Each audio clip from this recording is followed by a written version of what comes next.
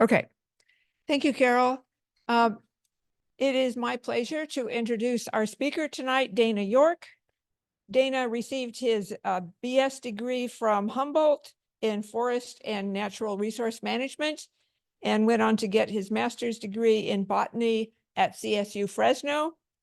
He has spent 30 years doing floristic and special plant surveys throughout the state of California and also into Oregon slightly, and worked for 25 years for Caltrans and is now retired, but still very active. He is a botany research associate with the California Academy of Sciences and also teaches a variety of botany workshops through the Siskiyou Field Institute and some of the other programs. And he was the author of The Flora of Kings Canyon and the author, as he's going to tell us tonight, about 2 books about flowers on the Pacific Crest Trail. And he's also discovered several plants, and several plants are actually named for him, including Bochara yorkii. So please join me in welcoming Dana York. Too close to that.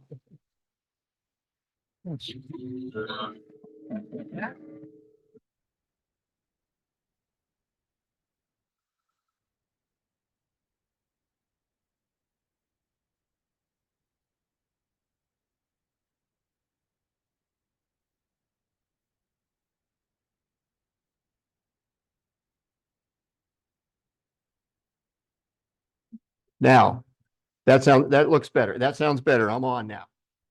Hopefully you can hear me okay out there in Zoom land. Thanks for coming. Good, Dana. Tonight. It is really fantastic weather. Finally, we're getting some nice evenings, nice spring days, a little windy during the day. So anyway, yeah, a couple books here. The Plants of the Pacific Crest Trail. Yeah, this started in 2019, pre-COVID. This whole journey started. But what I got, it was going to be one book. But not a lot of backpackers want to carry that. And not a lot of backpackers even want to carry, even, when you divide it in half, when you divide it in 2. But they're electronic. They're available electronically too. So that's good news. The Southern California book has been out since, I think, October of last year, which, so that was the first one. But I'm not going to talk about this one because that's a lot too. Anyway, I did these books with my co-author, James Andre, who went also to Humboldt for his undergrad. And he's the director at Granite Mountains Research Station down in the desert in the Mojave, and great person to have for doing Southern California. So that was great. So Jim did a lot of that. I still, though, did all the organizing, anything. Anyway, this one's out next week, maybe 10 days. But that will be out for sale. I plan on having it in the bookstores around here. And if you happen to see me in town or whatever, you want a signed copy, I'll sign it for you. I'll be happy to do that. And the bookstores and the outdoor stores have been really open to carrying the book. So I'm really happy about that. The Southern California one, which I said was out since October, I went to Barnes & Noble in the Bay Area a few weeks ago. I was down the Bay Area and they had it out on their local books. And they had it out on display. So I was really happy to see a big chain like that already had it. Yeah, it was a labor of love. For the hours I put in it, I'm paid like a penny per hour of what I put into it. And that's inside on the computer. The outside stuff, I don't, that was all just joy. And, that was the good part. The outside part was a lot of fun. Of course, I had a lot of Pacific Crest Trail hikers. I didn't do it all on the Pacific Crest Trail. You didn't have to be on the trail to get a lot of the plants. But when I was on the trail, I was always laying down, taking macro shots. They're like, "Are you okay? Are you okay? Did you pass out?" It's like, yeah, I passed out because this beautiful little, leptosiphon that I have to get a picture of. Anyway, okay, so I'm going to share a lot with you tonight. I hope to get through this pretty quick because I'm going backpacking tomorrow. So I got to drive up to the trailhead tonight. So that'll make me hopefully go a little, because I can go on and on and on. It'll be 11 o'clock and there'll be 1 or 2 out there still. No, I don't want to do that because I got to get to the trailhead tonight, go in the Marble Mountains. This photo is in the Marble Mountains. That's Man-Eaten Lake in the background. So the cover photo is from our local Marble Mountains, which is pretty neat. Okay. Oh, thanks. for the other light going off. Okay, a little bit about the Pacific Crest Trail. You know, that movie Wild, was it Kirsten Dunst? Anyway, the movie Wild you really kind of put the Pacific Crest Trail on the map. Like that movie came out like 10 years ago, whatever's 12 years ago. It was a book too. It was really good. I read the book and saw the movie, and it was like her adventure, this woman's adventure on the Pacific Trail and finding herself. Well, I'll tell you how I started on the Pacific Crest Trail, but a little bit about the Pacific Crest Trail.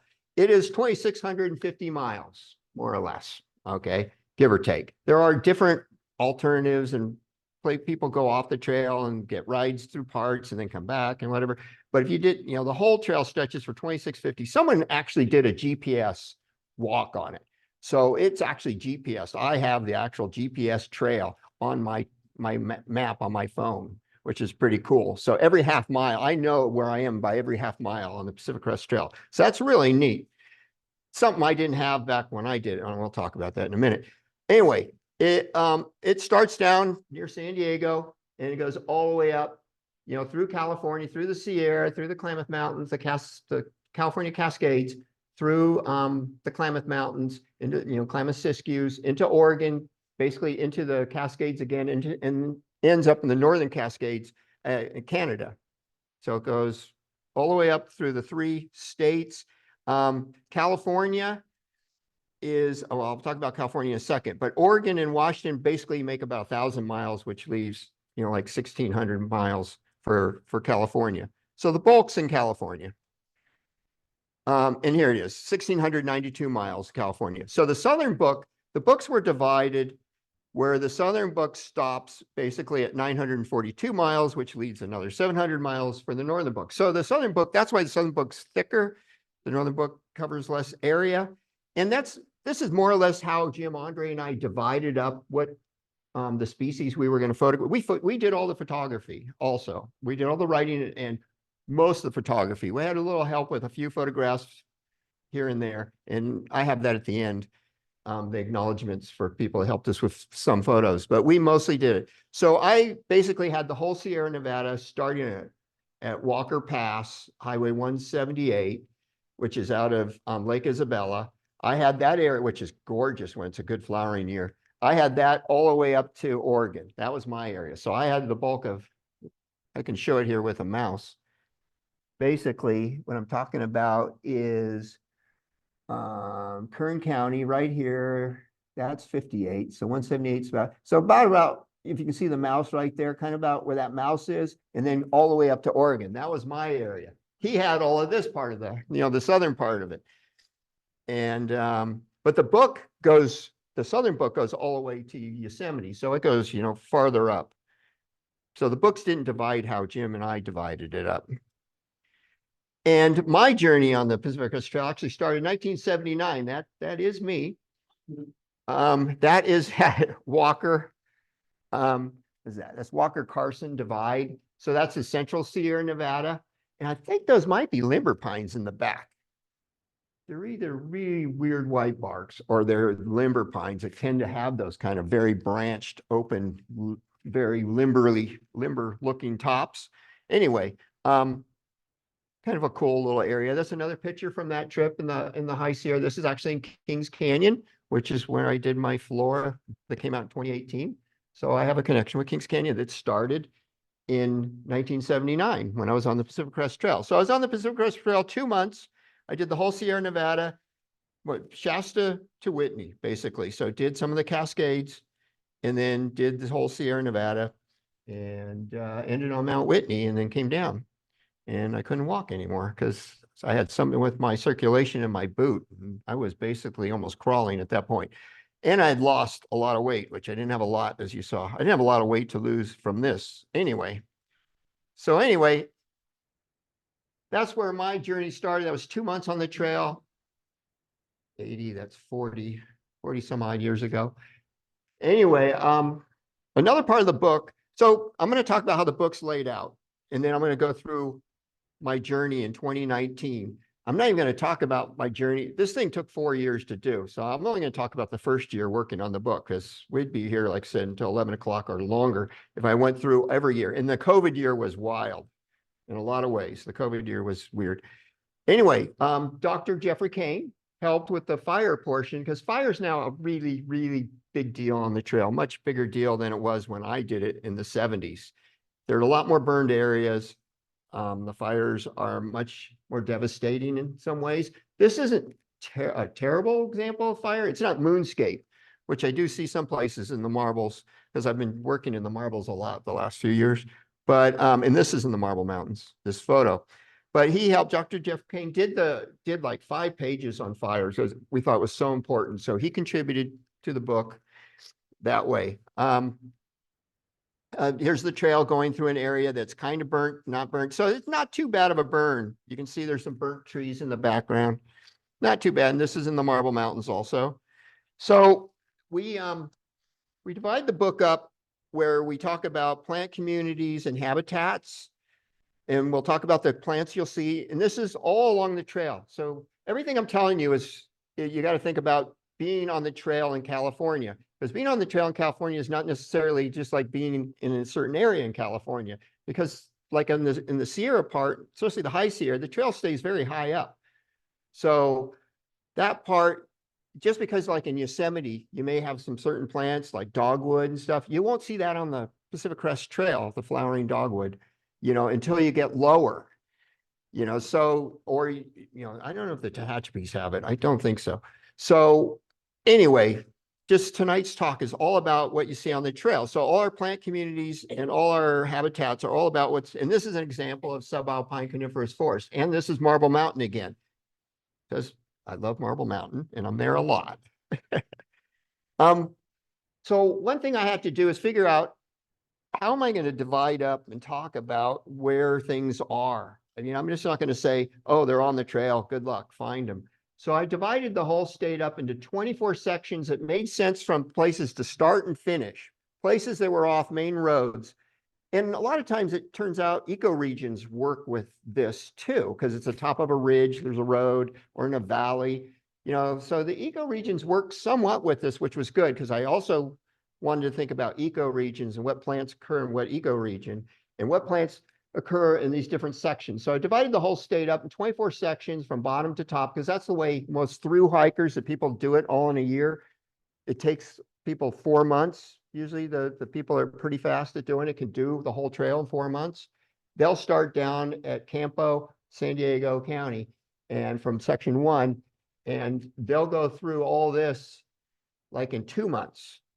And so there's still snow in the Sierra a lot of times. So they're not going to see a lot of those things in the Sierra. So hopefully they come back if they want to see the Sierra wildflowers.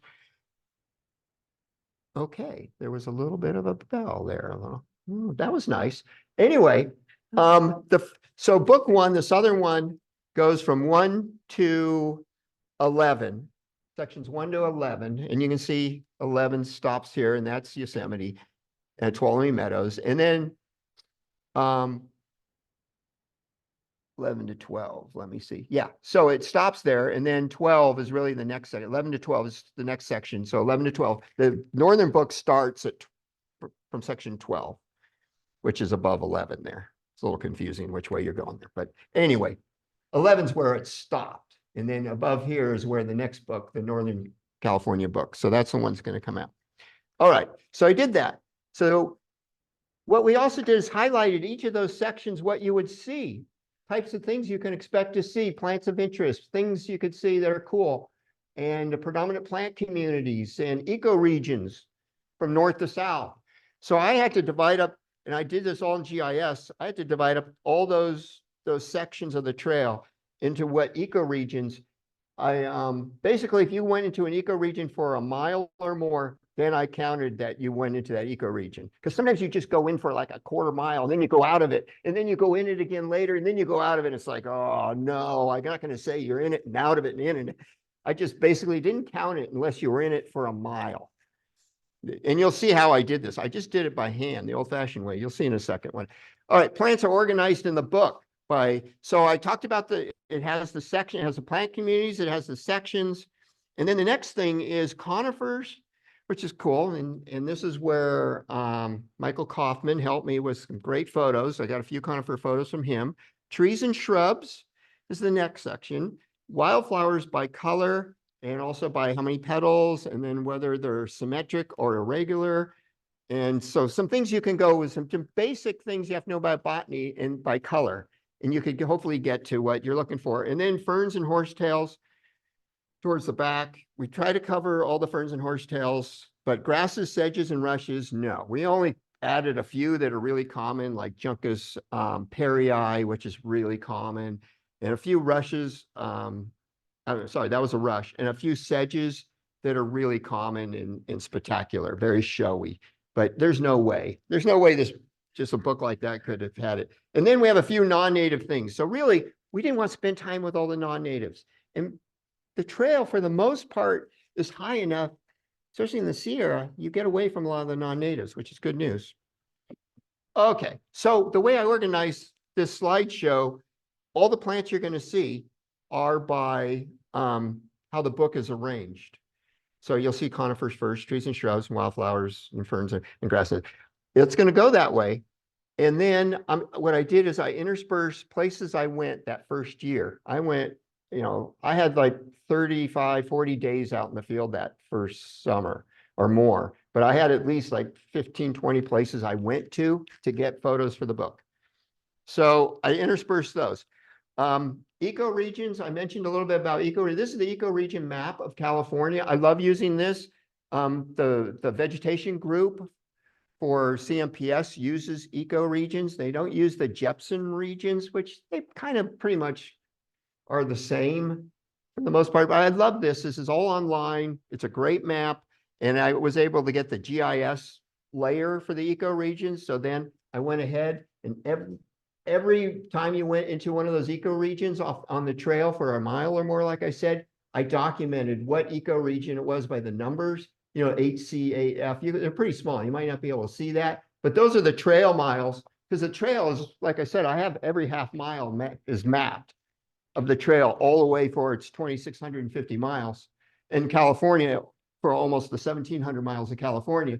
So I was able to figure out all the ecoregions to level 4. But the book really just sticks with level 3, which is the main ecoregions, which is like the Klamath Mountains, the Cascades, the California Cascades, the Sierra Nevada, Southern California mountains. Anyway, so that's just an example how I did that. I divided that up. And then this is what all those codes mean. This is to level 4, but level 3, like I said, is what the book sticks with. Klamath Mountains, but I did it to this just to know what plants I could find and what to expect. So anyway, that's really small print and stuff. I just wanted to see how the ecoregion, what all those numbers meant. So really, I mentioned all of them pretty much from south to north. Oh, I didn't mention all of them. There's the Mojave and the Sonoran Basin and Range down in the deserts, the Southern California mountains, Southern California and Baja. So that's all the Southern California stuff. Sierra Nevada, and then the Cascades, the California portion of the Cascades is like Shasta and Lassen area, and then the Klamath Mountains, which includes, the Siskiyous is a subset in there. That's basically the main level 3 ecoregions for the Pacific Crest Trail. And there's the whole map again. Yeah, down here actually has the level 3 one. So it's a lot. It doesn't look as much of a fruit salad as that up there. It's a little less of a fruit salad, less fruit, more salad. Anyway, all this had to be data-based to figure out what plants we could have, what we had, what we found, what we photographed, what photographs we needed, all database. I put this all together. And in what sections, those are the sections over there. It's very small print, just giving you an example, all data-based. Okay, let's get on with the plants. Subalpine fir. Too bad Michael's not here. He'd love this one. These are cool. But there's good news and bad news. This is up in the Marble Mountains. There's a population up there. There's a population in the Miracle Mile, the 18 conifers in the square mile in the Russian wilderness. This one is one of them. It's in there. It's Abies lasiocarpa, variety lasiocarpa. But the mature ones I'm seeing dying. I think just the way climate change is going, and these things are just on the southern end of their limit, but I'm seeing young ones. So the good news is the young ones look good, but this one is dead now. I believe, yeah, this one is dead. This was a nice mature one. It's gone. It's done. And I think even the ones next to it that were pretty big are gone. But I am seeing smaller ones that are doing fine, but the mature ones are not handling climate change. They have very short needles, so it's not like a red fir. It doesn't have the hockey stick little curve. It doesn't have long needles like a white fir, and they're notched. They tend to all be notched or blunt, and white fir can either be notched or pointy. Anyway, so they have these really nice white bands on the top surface, the adaxial side. Red fir, everybody loves red firs. I mean, I do. Usually not a lot in the understory, but you could look around and find some pretty cool stuff a lot of times. This generally means this is the zone where you have the deepest snowpack and this one is actually the Pacific Crest Trail on Mount Eddy. So it's going to the top of Mount Eddy. So you can see the average snow depth is, right at the bottom of the wolf lichen. Sorry for the people out in Zoom land, didn't see me pointing, but you see the wolf lichens where they end. Well, that's where there's just too much snow the whole winter for them to do anything. Yeah, usually. So for Mount Eddy, that's pretty deep snow. It's not in the Sierra. You would see the wolf lichens higher on the Pacific Crest Trail in the Sierra. There's definitely less snow that falls on Mount Eddy. All right, weeping or brewer spruce, one of my favorites. I learned this in 1981. I was a wilderness wilderness ranger intern in the Marble Mountains. That's why I started liking the marbles. Pacific Crest Trail 79, 81 over to the Marble Mountains as an intern ranger. I was just a kid. It was cool. And I love seeing the weeping spruce. Anyway, these are awesome. They really like the granite. So when you find granite areas in the marbles or Castle Crags has a really great population on it, they love granite. Doug fir, the little mice are stuck in there and their little tails are sticking out and their little hind legs. Eventually they'll get out. So don't worry. The mice will get out of there. They'll be okay. Unless you don't want mice, then maybe you're happy with that. Okay, lodgepole pine. I love the bark on lodgepole pine. It's always this real peely bark. And I don't know, lodgepoles are just pretty cool. They like really real meadowy areas, wet areas. They tend to infringe on meadows and lakes, on lake edges. So if you don't have often enough fires, they can be a problem. I know in Yosemite, they actually are burning, or they have been in the past having burns in meadows to get rid of the lodgepole encroachment. This is in Yosemite, by the way, in the high country in Yosemite. That's one of the places I ended up going. Knob cones. I'm thinking this could be number 19 in the Miracle Mile, that find a knobcone pine in the Russian wilderness up there by Little Duck Lake, somewhere where it's hot and it burns every now and then. They really like fire. They like fire a lot. And this was up by Sayad Valley because the Pacific Crest Trail is actually in the background, goes along that ridge in the back. This is on the Pacific Crest Trail, but to the east of where. Anyway, Cook and Green Pass is a pretty neat area up there. Okay, it was one of my first trips I took in 2019 to start getting photos. This is Grider Creek. This is the northern part of the Marble Mountains again. It's low enough I was able to get in there early. There was a whole bunch of Erythronium citrinum, fawn lilies, the cream fawn lily. There was tons of it in here, and no one ever known, it had never been documented in here. So you just have to go early. But here's the thing, it rained on me and I had so many ticks. When it wasn't raining, it was raining ticks. Like I had my rain pants, they're yellow. I just would see 5 all of a sudden. Oh, there's 5 now. Oh, now there's 6 over there. It was so bad for ticks. Oh my goodness. All right, Gentle Jeffrey. Remember, this is the order the book is in. So this is how you would find them in the book. So that's the order we're going. If it seems a little weird, we're jumping all around. We're looking at conifers still. So Jeffrey pine, I love Jeffrey pines, big cones, gentle, you can grab them and they don't spike you. And they're just bigger cones than a ponderosa pine. Sometimes they hybridize though between ponderosa and Jeffrey, and you just get away from those because then you can't figure those out because they're hybrids. Ponderosa pine, though, one reason it's a ponderosa is just the cones are little and they're spiny, they're spiky. So it's prickly ponderosa. But they're just little cones. It's like if they're hard to see, they're ponderosa pine cones. Those are ponderosa. I mean, they're decaying a little bit. Sorry, I moved from the screen. I know you guys can't see when I point at the screen. I'm sorry about that. I'll try to use the pointer. So white bark pine, when it's in its Krumholtz form, when it's in its wind-blown ridgetop form, this is in Yosemite. Yeah, this is Yosemite, all that granite. Yeah, there's a teeny white bark pine. And they're neat. I like white bark pines, and they're going to be listed maybe in places because of climate change and bugs, bark beetles and things getting into them. Klamath foxtail pine. And if you've been on Mount Eddy, there's a whole forest of these in the back. I love these guys. They a lot of times will grow with white bark pines.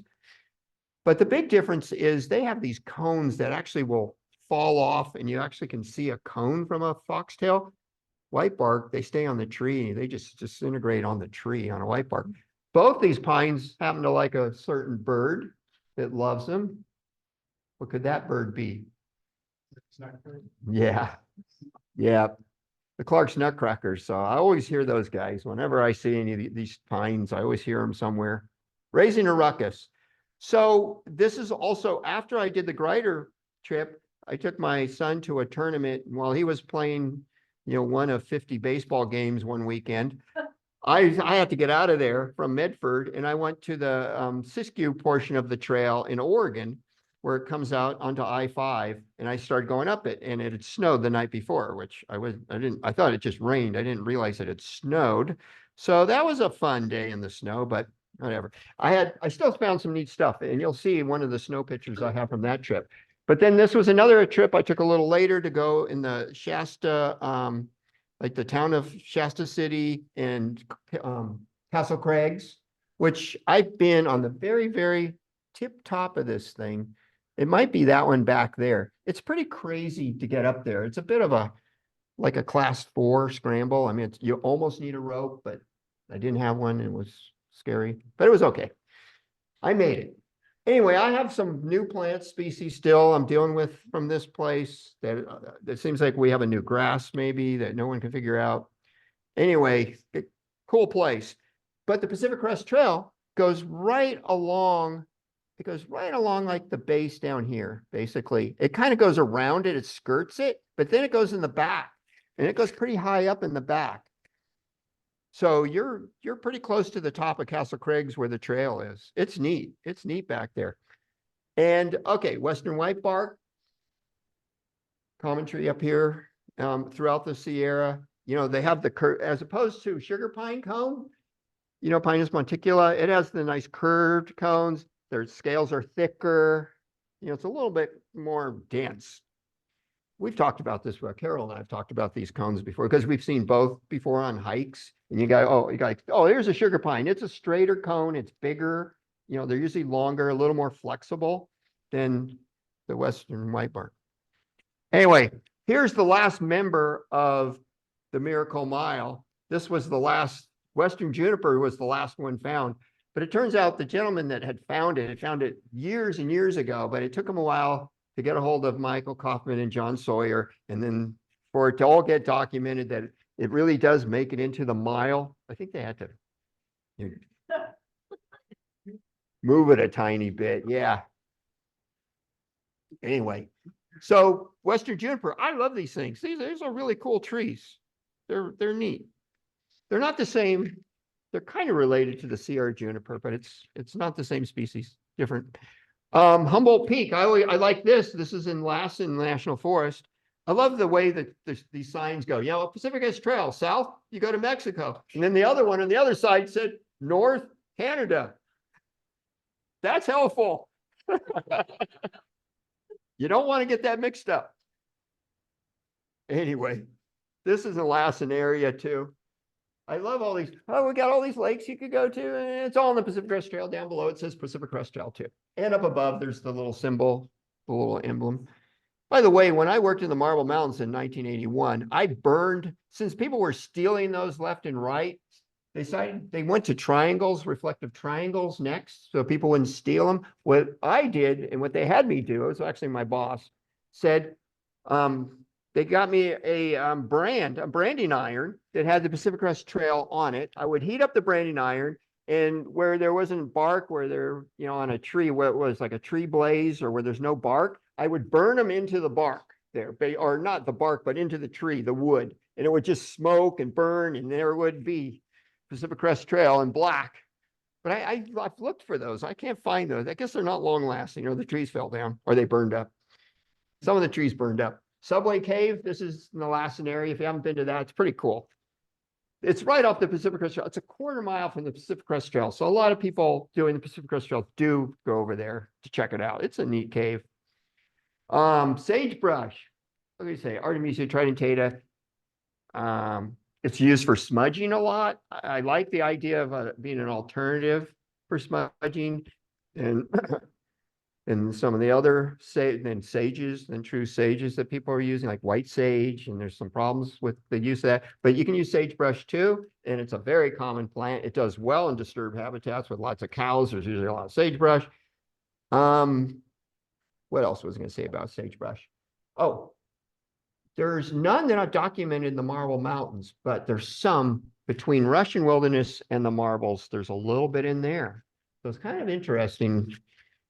But there's a lot on the Pacific Crest Trail, both from down Southern Cal in the Southern Sierra, down, all the way through Oregon. Anyway, Green's Golden Bush. This is another shrub. This is like Bloomer's Golden Bush, except for this doesn't have the resinous dots on the leaves, just for those plant nerds, those people want to key them out. A little hint, because they do both grow in the Klamath Mountains. Anyway, so one of my early trips was, if you haven't been to the Hat Creek area, that plateau they have there, that the Pacific, there's not much water there. But that is spectacular in a good year, like a year like this, and like right now. The Hat Creek Rim, they call it the Hat Creek Rim. So the trail follows this rim as it goes north towards, Shasta over there. Lassen's over here, basically. So, behind you. Lassen would be behind you on that picture. But as you go towards Shasta, it's pretty long. It's like 30 miles of trail. Anyway, I did sections of it where I could get onto it. And I just saw so many new things that I was blown away. All these cascade things that I had never seen before. So I got a lot of wildflower pictures from that thing. Okay, mountain heather. I love mountain heather. My first love. It's a sad story. But anyway, we'll move on. Mountain heather, there's purple mountain heather, and there's Klamath mountain heather. All right. The good news is the Klamath mountain heather occurs in the Klamath Mountains, and the purple mountain heather does not. So that makes it easy, but actually the flowers are different. The Klamath mountain heather, they're a little more reserved. You don't see the stamens exerted. And the flowers are kind of smaller. The lobes, the corolla tube is larger than the corolla lobes. Whereas the purple mountain heather is much more showier. All the stamens are all how you can't see really too well in that photo, but the stamens are all exerted and they have really long lobes on their corollas. So there's the difference between your heathers, your phyllodoces, breweri, and petriformis. Burney Falls. So I made it out to Burney Falls since I was in the Lassen area and did the plateau. There, I was talking about the rim, the Hat Creek Rim. Well, Burney Falls isn't far from there. So Burney Falls is right on the trail. Basically, I mean, they all go there and get stuff. It may be like a quarter mile off, but it's really close. It goes right through there, through the park. And then this isn't far from there either. This is Rock Creek. And I found really nice azaleas right there at the bridge. There was all this really nice California azalea. These things are toxic, so don't chew on them, please. But they're really pretty. And they're all over the Sierra, the Cascades, and into the Klamath Mountains. Okay, so this is a rare plant. We put some rare plants if we thought people would probably see them and they weren't so small. We really tried to put charismatic plants and important plants because we have a conservation emphasis in a lot of places where we talk about how the need for conservation. That was kind of a big deal for us to put that in. and make sure some of these get protected. Some of these places where they grow, like the Pebble Plains by San Bernardino, and where there's lots of rare plants. But this is a little leaf huckleberry, Vaccinium scoparium. There's a whole bunch of records that said this, or that thought this was at Gasky. This is not at Gasky. It's not on Horse Mountain, because you'll see these little small parvifoliums, Vaccinium parvifolium, that look like scoparium, but it's not the same. So these things don't get any taller than that, which is really nice for keying them out. And they're always very high. You're either in the red fir forest or you're higher up, maybe even subalpine, but you have to be pretty close to the crest of where you've got pretty close to the trail, really, in a lot of places, and into Oregon. But they're more common as you get out of California. I think that it goes all the way to South Dakota. Like, somebody needs to do genetics on that, because that doesn't sound right. Anyway, deer oak, saddler oak. I call it saddler oak, but Quercus sadleriana. This thing's cool. It's all over the Klamath Mountains, especially in the marbles. It's just a neat oak. It's not tan bark oak or tan oak, but it looks a little like it. But they're much smaller. They don't grow into trees. They're just shrubs. And the guy that found, was it Brewer? No, wasn't Brewer. Anyway, it's Jeffrey. John Jeffrey was the botanist that found this. And then 2 years later, after finding this, he was down in the Sonoran Desert and disappeared. So kind of a tragic story that he went down there, and then that was the end of, so anything with Jeffrey, like Jeffrey Pine, was named after him, but he disappeared doing botany down there. So we said in the book, if you happen to find some botanical notes down in the desert down there, let us know, because it's John Jeffrey's, maybe. Who knows? Might be, or could be mine in the future, but hopefully not. Hopefully I won't go that way, but it's not a bad way to go, to be out in the field. But I don't want to just disappear. Well, maybe I do. I don't know. All right, Sierra gooseberry, Ribes rieslii. The berries are edible on pretty much all gooseberries. I don't know how you get by the spines, but you can make jams from them too. So gooseberry, gooseberries are all the plants pretty much that are spiny, and currants are the non-spiny ribes. Except for there's one example of that doesn't work in California, and I forget which that one is. But that works pretty much most of the time, that the currants are the non-armed ones and the gooseberries are the armed ones. This is all around here too, not far. Horse Mountain area. Oh yeah, I took a trip up to the Feather River because the Pacific Crest Trail, the Northern Sierra, crosses the Feather River. And there's a bridge that it crosses, which is good. But this is the Pacific Crest Trail there on the left. And yeah, that was neat. I saw a lot of neat stuff up in there. I went pretty close to the Bucks Lake Wilderness, or I guess I was right at I was in Bucks Lake Wilderness for a little bit. And yeah, that was 2019. That was a fun trip too. So I went in that area. So I went from the Lassen area. I went over here. Found out that there was a lot of bitter cherry there, Prunus marginata. Turns out that mountaineers used to make a tonic by soaking these in either brandy or whiskey and then drinking that. Interesting. I mean, they figured it's a cherry. We're going to do something with it. I wouldn't recommend eating them straight. So whiskey sounds good. And maybe you drink a lot of whiskey before you start eating the cherries. Anyway, okay, antelope, bitterbrush, Herschia tridentata. A couple of years ago, I found, which was weird. I found this, and then I ended up slipping on some rocks, and I kind of hurt my shoulder that same day in the marbles. But I found the only known location of this in the Marble Mountains a couple of years ago. But it's common. It's a common desert plant, or at least on the edge of the deserts.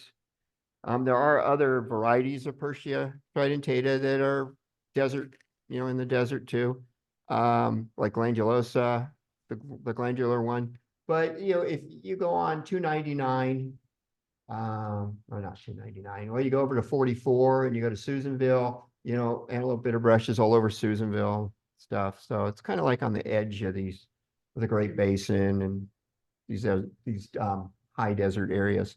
Okay, Rose Meadow Sweet Spirea splendens. This is a cool spirea. There's only two you have to worry about, and this is the flat topped one, and this is more. These are both in moist areas. There's Douglassiana, or Douglasii is the other one. Sierra trip. So I went backpacking with my son in the Sierra that season to get photos of stuff in the Sierra. So this was one of the places we camped. Up in Yosemite. You can see actually in my tent in the foreground, there's a little bit of my tent right there. Anyway, this is the gray leaf Sierra willow, very common up in the alpine and subalpine zones of the Sierra. But this is one of my favorite that's up there. This is not up here in the Klamath Mountains. This is a Sierran thing. I think though it does go up and farther north, but I don't think it's in the Klamath Mountains that I remember. I have to check the book, but I'm pretty sure it's not in the Klamaths. But Salix petrophila, and the flower stalk is larger than the whole plant, which is really awesome. I love this little guy. It's all over like Dana Plateau. This is really a cool one. This was from Yosemite, but it was pretty neat. Wild grape. Cool thing about wild grape, if you ever need emergency water, you can cut a vine up higher and then cut it down low, and the water will come out of it, and you can get water that way. So it's kind of a good emergency plant. Of course, you can eat the grapes too. The grapes are edible. Spice bush, Calycanthus occidentalis. There's a lot of stories you can tell like this thing. I mean, there's yellow jackets that carry the fruits. I mean, there's all kinds of weird stuff. There's beetles that are attracted to the flowers, thinking they're fetid fruit. I mean, these are just bizarre. They're old plants. This thing's got a lot of strategies for pollination, and it's an old plant. This was, so, you think I'm way out in the wild taking this picture. I was right off the deck in Yosemite Valley at Camp Curry at the pizza place. So if you're ever having pizza there at the deck, you'll see the Calycanthus right next to it. I mean, you look like we're way off in the wilderness somewhere, because in the Sierra, this thing doesn't occur along the trail. This is more kind of in the ponderosa pines, in the black oak area, where the trail's way up in subalpine, alpine. So you have to go like in the Cascades and go up north to start getting Calycanthus. White heather, Cassiope mertensiana. Just beautiful plants. These are more of a, kind of a subalpine, alpine plant. We have it here. It's in the Sierra. Really nice. Mock orange. Really, we have this up here. I tried to include a lot of plants we have up here. But some things are just Sierra or Cascades. But the wood is really strong. It was and probably still is used for a lot of things like bows and arrows and things like that. Pretty cool. Big leaf maple, everyone pretty much knows are big leaf maples. One thing you might not know, you can eat the young shoots raw on a big leaf maple. So there's a lot of these everywhere. So that wouldn't be a bad thing if you start chewing on one. Except for your friends might think you're a nut. But my friends already think I'm a nut. Here's the thing. I'm gonna get a t-shirt that says botanist on it. And then the smaller print will say, it's not what I do, it's what I am. Okay, you think about that. If anybody's a policeman, you've heard the other, you want to say the other thing. It's not what I am, it's what I do, folks. I'm not a policeman, I do that. But as a botanist, you pretty much do it all the time. It's kind of you. So anyway, sorry for the bad joke. I have a better one coming up. Rough eyelash weed. Blefera papus, Gaber. So it turns out the fruits, the achenes, they're called, have these little things called papi that are around them. And this one tends to have these papus, a papus that looks like an eyelash. I love the name. It's in the book. Like I said, everything's in the book in the order of the book. This was when I went to the Scott Mountains. So you're looking at Mount Eddy, I believe, in the background. So this thing here, I'll use the pointer. I believe this is Mount Eddy back here, and this is some other peak back behind it, but this is Mount Eddy in the front. Pretty sure. So this is from the Scott Mountains. That's a great part of the trail. It's all serpentine. It's all cool stuff. In the foreground on the right here, these are all Lewisia lianas, or the quill-leaved Lewisia. You see them, the beautiful kind of purple, fuchsia, reddish purple color. Look at them all over that slope. When I included this slide, I didn't even realize they were in it, but they are. It's a neat part of the trail. And you can see these old signs are really grown over. Carter Summit, Scott Mountain Summit. This is basically the Trinity Alps, getting towards the Trinity Alps in the Scott Mountains. I know, that's crazy how that grew over that, huh? I don't know what, I think it's just a fir, a white fir that did that.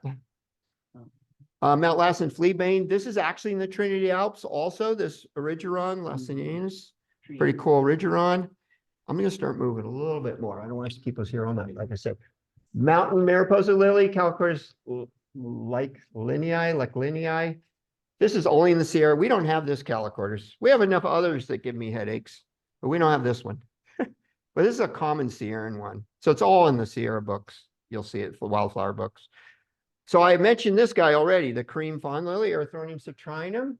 It's a list California rare plant rank 4.3, which means it's got a limited distribution, but it's kind of could be somewhat abundant within that limited distribution, which I would agree. I can see that this year was a great year for these, thousands and thousands up on the Salmon River. They were everywhere. And this was also along the trail in different places too. Purple flowered Washington lily, usually smell them before you see them because they really smell great. The other thing is you usually see them growing out of other vegetation because the deer love these things. They're like deer candy. If they get a hold of the stems, not the flowers, but the stems, they just chomp, chomp, chomp. They love these things. In the Sierra, I could hardly ever find them. I would only find them all snipped off because a deer would still get to them, even in a bush.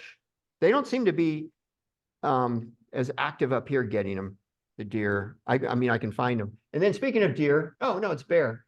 That's another animal. Bear grass, common bear grass. Xerophyllum tenax. It's not a grass at all. It's actually in its own families, but the reason I wondered why it was called bear grass, so I had to research this. And the leaves have been found in bear dens.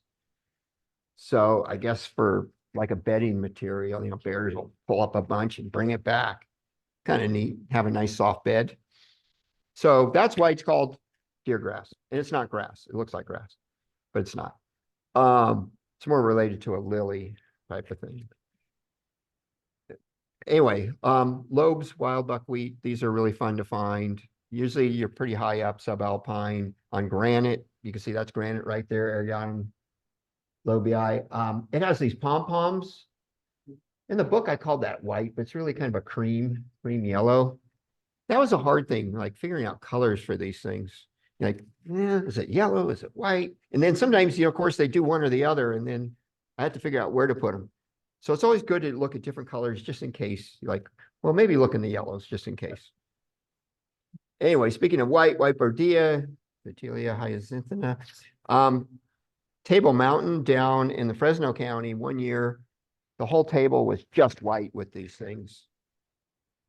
Millions, you know, millions. And I had never seen that happen again. So they're a geophyte. They can stay underground and just wait and wait and wait and then say, all right, this looks like a good year. It feels good. Feeling good. I'm feeling it. Got a little moisture on me. And then they all go. Crazy. Millions. Some people I brought on, I used to do hikes down there for CMPS trips. And one of the women started to cry when she saw it. Yeah, it was crazy. Rydberg's Spring Beauty, Claytonia, Aboveda. If again, Mount Eddy is a good place to see this by the parking lot, but there has to be snow somewhere. If you're seeing this, you got to have snow somewhere around you. You got to be sitting in it. You got to be doing something in it, driving in it. Somewhere's got to be snow. These things come up so early and are gone so fast that you don't even know they were there. Another geophyte that just kind of waits around, but comes up really early, really early. Siskiyou milkvet, Astragalus whitneyi, variety siskiyouensis. So this was one of the main plants that people asked me about on the trail, and it was because of the pods. They're like, what are those on that plant? What are those flowers? They would say a lot of times. It's like, nope, those are the pods with the seeds in them. They're really pretty. They're very, very noticeable. The flowers are not very noticeable. They're just like this little pale yellow thing or cream. But anyway, a lot of you have seen this. I know you've seen this Hall's Violet up on Horse Mountain area. Yeah, anyway, Oregon Violet. It usually likes to be on Serpentine. It's a good place to see these. It's right off the trail in the Scott Mountains. There's a whole bunch of it. That's where I think I photographed that one. I love the two different colors. There's another one that I know you're familiar with. If you ever stayed at the campground up on Scott Mountain, these grow around the campground. It's a little worrisome that people are going to smash them, but there's quite a few all around there. The Trinity Alps. This is a Scott Mountain Phacelia, Howellianthus. It used to be a Phacelia, but they changed it to its own genus. I think it's monotypic. I think that's the only thing in Howellianthus. Dalesianus. They're gorgeous, though. Whatever you want to say about them, they're gorgeous. They are a ranked 4.2, I believe it says up there. Tall Phacelia, very tall Phacelia. I love this Phacelia. Phacelias can be hard to figure out, but this one, when this thing, is hitting you on, on your right ear as you're hiking through it, and it's a Phacelia. Well, geez, that's tall. It's a Phacelia. Put it together. Phacelia procera. All right, back to that snow hike.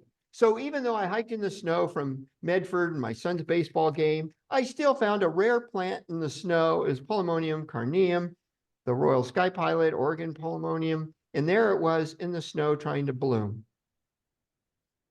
They are neat. When they're open, they're just gorgeous. They're really cool. Okay, now another trip I was on that same 2019. I went to Lower Echo Lake. This is near Tahoe, South Lake Tahoe, and it's off Highway 50. And so the Pacific Crest Trail goes right through that parking lot, basically. It really is. I'm really on it right there. And really, it just goes right down there to the parking lot. And then you have to go across the parking lot to the other side where the boat launch is. And then you continue the trail. And just a wildflower display I had with, I think, a pussy paws and lupins. And it was just crazy that year. This is north of Donner Summit. And there's a place called Peter Grubb Hut. Has anybody ever been to Peter Grubb Hut? Ah, look familiar? It's basically, see, the reason it's like that with the door up there, because it's designed to ski into in the winter. And even though that's way up there, I saw this year people having to dig that out to get in there. Pretty cool. How many people have been on the Pacific Crest Trail, by the way, in here? Oh, quite a few. Great. That's great. That was quite a few for out there in Zoom land. Okay. Drummond's anemone, Drummondii. I love that they can be blue or white. So where does it go in the book? Oh, God, here we go again. The problem with color. I put them in the white because they normally are white. So good luck finding the blue ones. That doesn't happen very often. Remember I mentioned something about a joke? So here's the deal. Keep your friends close and your anemones closer. Okay, there was a lot. True. Marsh marigold. You know what? You can eat these too, but you got to boil the water. You got to boil them in water before you and throw out that water. Then you could boil them once again, but at least boil them once before you eat the young stems and leaves. But these are edible, marsh marigolds. They're pretty common, so it wouldn't be a problem. You wouldn't decimate a population, but they're beautiful. They're flowering. You don't want to mess with them. But they flower early. The snow is usually still on the ground somewhere when they're flowering or just had gone off. All right, arnica. A lot of people know about topical uses of arnica. All arnicas have those properties. So yeah, but don't be tearing them all up because you got a little boo-boo on your elbow. But you could if you had to. They're good antibiotic too, topically. Don't ingest arnicas, please, unless you're doing, anyway. We talk about it in the book, but don't ingest them. that's homeopathic stuff if you want to get into that, but that's a whole different. We don't go into homeopathic medicine in the book. We do talk about balsam oryza, that the roots are edible inside on balsam oryza, but only for an emergency should you dig these up. They're gorgeous plants. Don't just start digging them up and chewing on them.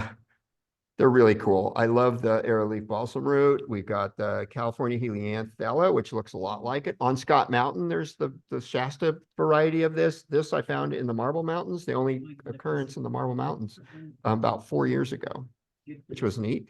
Raillardellas. This guy is only in the Sierra. And anyway, I like Raillardellas because they have all the little disc flowers and they're scapos, which means all their leaves at the base and then their stem and little disc flowers. So I love Raillardellas. And I love just saying Raillardella because I can't roll my R's and that's as close as I can come. Don't even try get me going there. We can talk about anemones again if you want. I'm keeping them close. Okay, yellow Tritilia or Tritilia, however you want to say it. I say Tritilia, Crocea. So this is the guy that can be yellow or it can be blue. Like really make up your mind. Here we go again with the book color thing. I think I put it in the yellow because the name is yellow. And I think I do have a color of the blue one in the book, but I didn't bring you the blue color. I should have put that next to it, but I didn't. Okay, bladder pod. So Physaria oxentalis, these love, that's serpentine or peridotite, it's on there. Basically serpentine soil, but it's on the marble too. It loves the marble mountain. This club mouse tail, Ivsia lycopoidioides. That's a mouthful. I love these Ivsias with these little mouse tails. These are cool. And this is kind of a subalpine, alpine plant in the Sierra. So that's not up here. Brewer's cinquefoil, potentillas, those can be fun to ID, and those will keep you busy. That's all I'll say. But they can be beautiful. I love the way that flower is on that one. Pretty cool. Susanville milkvetch, there's a ton of this on the trail. So we pointed out in the book, even though it's a rare plant, it's considered a 4.3. This is, again, by the Bernie Falls area. So Lassen and in the it occurs up in Modoc too. Susanville, good name for it. Because it occurs near Susanville. This might even occur in Susanville, but it definitely occurs over on the trail by Bernie Falls. Meadowbird's foot trefoil, Osackia pineda. There's also oblongifolia, which looks the same, two colors. This one's glabrous oblongifolia. The other one would be hairy. Anyway, Mount Eddie lupin. I love the yellow lupins, and this one's all along the trail when you're going up Mount Eddie and Scott Mountains. It's all on the Scott Mountains. A lot of that. Shelton's violet. These things were just flowering a few weeks ago when I was on the trail. But if you go up higher, let's say, well, as the snow starts melting at 4,000 feet or whatever, they'll still be popping out. So a lot of times all summer long, you see these leaves and go, what was that? When's it going to flower? Well, you missed it. You're already asking that question. You missed it. Really, these things, as soon as those leaves are out, pretty much those flowers are out. And then it's done with the flowers, and then the leaves stay there all summer, just bugging the heck out of you. Like, what is that thing? Was that a violet? Or was that a dicentra? I don't know. All right, how about this? We got color problems again. Cobwebby paintbrush. Those are both the same species. What? I love cobwebby paintbrush. Arachnoidea. It's here in the Klamath Mountains. You see it loves granite. It loves serpentine too, by the way. I think I mostly see the red one on serpentine. That was like on the book, but that's Man-Eaten Lake. That's the Pacific Crest Trail and the Marbles. You can see why I like the Marble Mountains.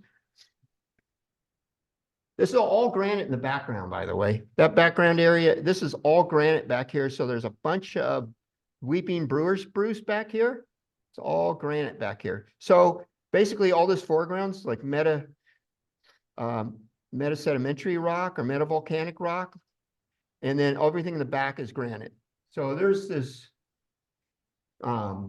geologic break right there where you get different plants associated with that for sure. And then Marble Valley, Marble Mountain, part of the Marble Mountain rim in the back there. Used to be an outhouse. When I worked here in 1981, there was an outhouse right back here, was the outhouse right there. Not there anymore. Probably good, but now there's none. And a lot of people camp there because it's right on the trail. It's right on the Pacific Crest Trail. Tillings monkey flower, slimy leaves like moscatus, like the musk monkey flower, but bigger flowers for sure. Very showy flowers, but very slimy leaves too. I don't know if they always have it, but up in the marbles, they're slimy. That's why I took that picture. Orgigosceras. So gosceruses can be hard to identify, but not when they're this color. I like that color. Speaking of that color, so now we're getting to the orange thingies in the book. And leopard lily, nice. You see you have the two tones, as most leopard lilies do. You have the darker orange and the lighter as you go inside. This one's actually Shasta lily. Not all leopard lilies do have the two-tone thing. There's Wiggins, there's a rare one that doesn't, but most leopard lilies have the two-tone color thing going on. Scarlet monkey flower. Hummingbirds love this thing. You have it. A lot of people have this in their yards because the hummingbirds love it. Erythranthe cardinalis. Cobwebby thistle. It's said that the cobwebs keep the ants from getting to the flowers, which messes them up and they don't like it. So that's why the cobwebs are a form of protection on Cirsium occidentale. I love this guy. It's all over up here, the Klamath Mountains. That's my son going, why, Dad? Why? Why are we looking at plants? And the mosquitoes are chewing the heck out of us. Not there yet, but at some point on that trip, we found mosquitoes and a lot of them. This is Yosemite. Basically, this is actually, I cheated. This is not far from Tuolumne Meadows, but this is going south. In the book tonight, I'm talking about north. So I cheated by putting it. This is actually in the southern book. This section. So this is section 11 on the trail. What's that? The Lyle Fork of the Tuolumne River, I think. Yeah, I think that's the Tuolumne, because I got to think about them. That's the one way down in the valley. I think that's the Tuolumne River. But anyway, Shaggy, this is Shaggy Lupin and Shaggy Kid. My kid's in the back. I love this lupin, Lupinus covillei. They call it Shaggy Lupin. Like, this was in the press release for this talk, the Scarlet Fritillary. I love these guys too. I saw a bunch of these a few weeks ago in flower. Fritillaria recurva. Oh, they're named, the fritillary butterfly is named for the flower, for that checkered. So, and they're checkered, the fritillary butterfly. So they named them after this group of flowers, of these fritillarias, the checker flower.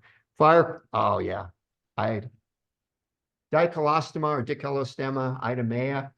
So firecracker flower, I mean, this were at the Wildflower Show. Everybody loved it at the Wildflower Show. There was a nice display. And yeah, almost can't say much more about these, other than it was named for a little girl that died when she was 9. Her name was Ida May. And the person that found it was a stagecoach driver. And he wasn't the botanist. He gave it to a botanist. Wood, I think Alfonso Wood. He gave it to a botanist that named it for his daughter as a memorial thing. Which was really nice story. And that was 1860s, by the way. So it was a little while ago. So that was found pretty early. Like no one could not notice that plant. Crimson columbine, Aquilegia formosa, hummingbird like to go up and feed on these, but you'll get robber bees that will actually cut holes in the spurs and will actually go in that direction. So anyway, umbrella plant, Dormeria peltata. The young shoots are edible on these. Too. It is another edible plant if you had an emergency. But look at the flowers on those. They're really cool. Okay, pink stick. This is the only stick seed that's pink on the Pacific Crest Trail in California. And these things get in your socks and it's not fun. All stick seeds like to stick to stuff. It's the perfect Velcro seed. Snow plant. A lot of you are familiar with snow plant. It's a mycoheterotroph. It has to have mycorrhizal connection associate. We doing okay on time? I'm keeping everybody late. Yeah. Oh, it's 8:51. Oh, I'm almost done. I'm getting right to the end, you guys. I'll even move a little bit. So I've got about 5 more minutes. That sound good? So scarlet gilia, Ipomopsis aggregata, it can have 2 different colors. Again, here's the color thing. But you can also have the pink one in the central Sierras, the slender tube skyrocket, Ipomopsis tinituba. I love those guys. And then northern phlox, this is up here in this area, tends to have these kind of roundish leaves and roundish lobes on the petals. And paintbrush, this one is in the Cascades in the Sierra. This is not up here, the Lemons paintbrush. But we have Warrior's Plume. It's not the best one. I've seen a lot better ones this year I could have photographed. But anyway, Pedicularis densiflora. I like those a lot. But then you got this Pedicularis, which is elephant's head. And it's the elephant's head lousewort. And then there's the little one, which it tends to have the smaller, that's in meadows also, that's along the trail. And that's the Adelins, Pedicularis adelins is the small elephant's head. So you can have the 2 of them in meadows. And then woodland beard tongue, this looks like a penstemon, but it's not because it has very hairy filaments. The stamens, the filament part of the stamen is very hairy. That's the big difference. But it looks like a penstemon, right? If people, it's not, but it looks like one. Nothocleone. Sisculewicea. I'm working on a Lewisia project now, the genetics of all the Lewisia cotyledons and things that look like cotyledon. And yeah, we're going to have a lot more in the future once this genetic study's done with Matt Gilliam's that I'm working with. Yeah, there's stuff going on up here in these Klamath Mountains with these guys where they're different colors, they're different size, and the stamens are different lengths. There's a lot of stuff going on, and probably different scents, chemicals. Okay. Klamath fleabane. I love these guys. They're in dry as you can be, right on the edge of the trail. I mean, and it's named for the Klamath, mountains, Origeron klamathensis. It doesn't get better than that. Camas, I love camises. This does not occur. This is in the Cascades in the Sierra. There's also the large camas. This is little smaller flowers, but I love camas. And of course they're edible, but you don't want to have death camas near your camas and then you have a problem. Okay. Monkshood, Aconitum columbianum. These are actually bumblebee pollinated and these are highly, highly toxic. Okay. Same with a lot of lupins.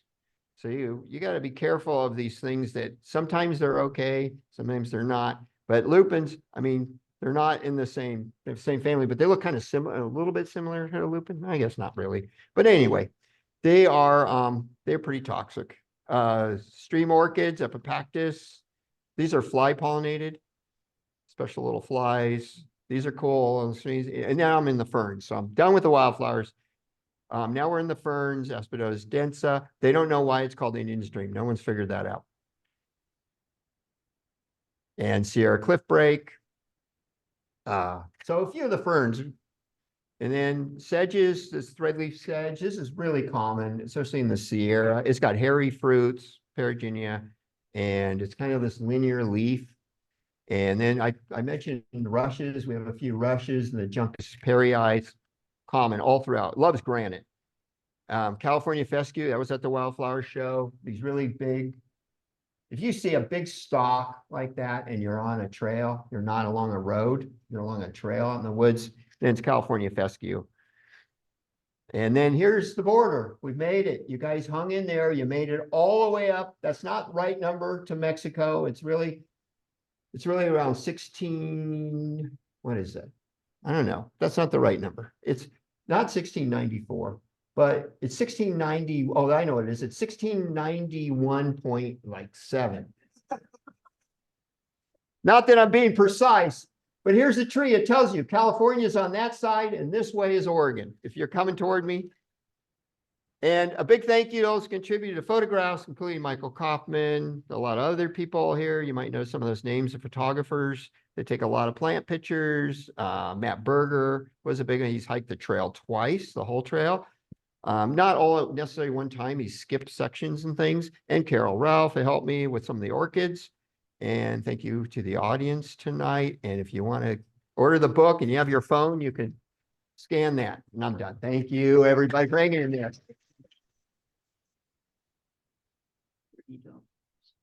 Hey. That was quite a journey. It's a long trail. What can I tell you? It's a lot of plants.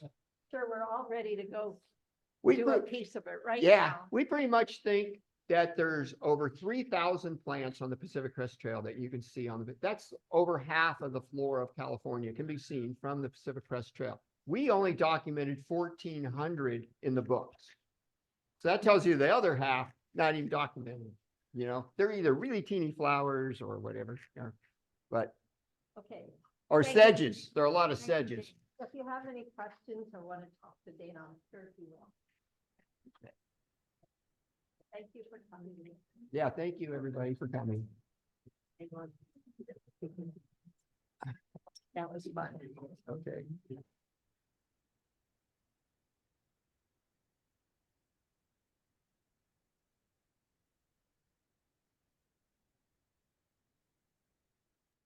Yeah, I can see why. Yeah, we have some people who wish that we started Earlier? They don't like staying. Like, yeah, but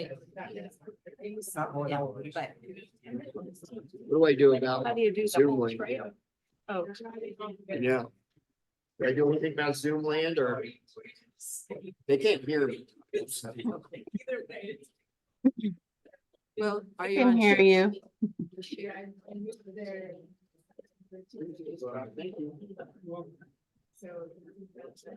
Hey Dana, in Zoom land, Robin I hope you Bensi, guys like that. Okay, I didn't go too long. it was wonderful. Thank you, Dana. Library. Well,